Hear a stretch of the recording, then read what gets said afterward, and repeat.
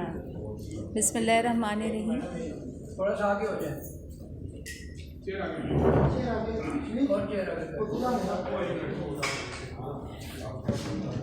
ठीक है।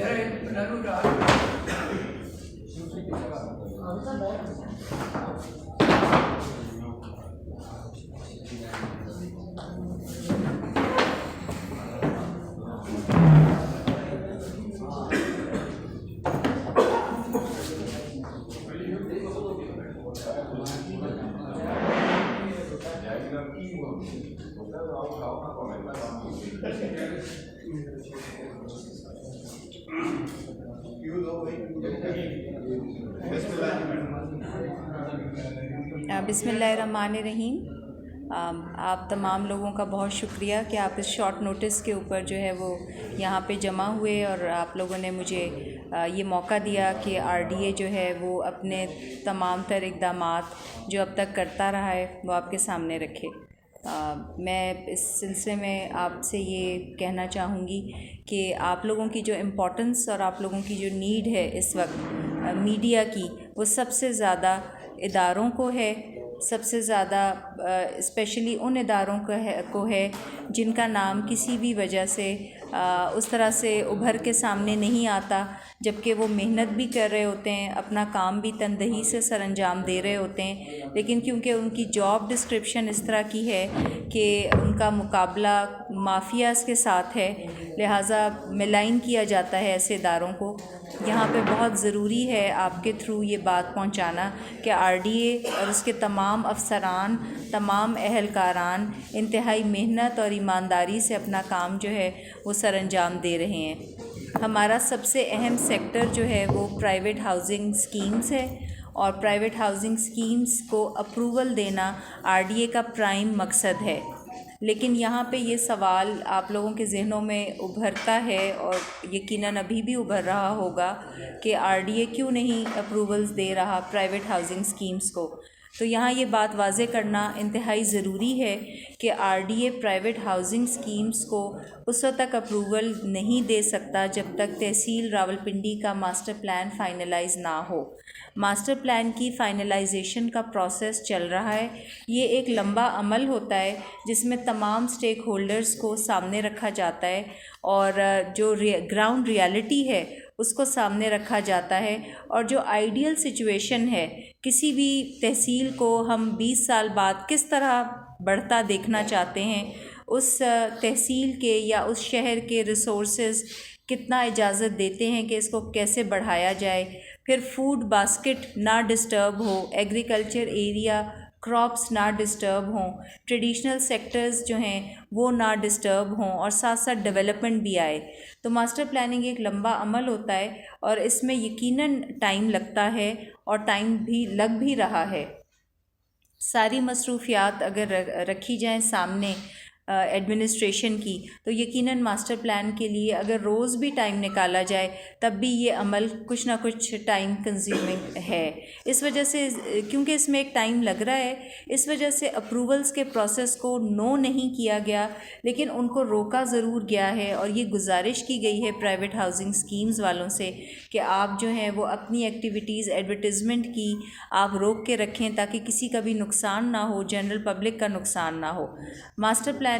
मैं ये समझती हूँ कि वैसे तो डीसी साहब का प्रेरोगेटिव है कि इसके ऊपर बात करें और आई एम श्योर कि वो एक इंतहाई अच्छे ईमानदार ऑफिसर हैं, वो इसको एक जब भी पास करेंगे एक अच्छे अंदाज से और तमाम स्टेक होल्डर्स को ऑन बोर्ड लेकर पास करेंगे। तो रोकने की फ़िलहाल वजह ये है,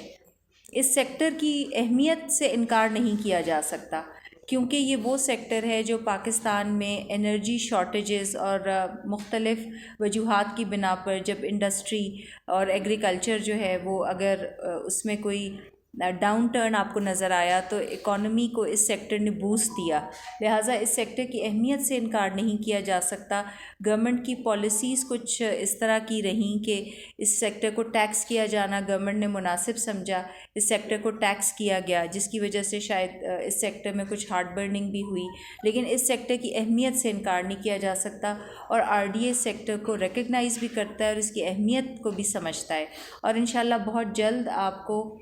जो मानी खेज़ फ़ैसले हैं वो नज़र आएंगे। कमिश्नर साहब की सरबराही में एडमिनिस्ट्रेशन की टीम जो काम कर रही है और सीएम मरीम नवाज़ शरीफ के डायरेक्शंस और उनकी जो पब्लिक के लिए एक विज़न है उसके तहत जो टीम ये काम कर रही है, तो यकीनन ये इसमें सबसे ज़्यादा जो हमारे सामने चीज़ है वो पब्लिक की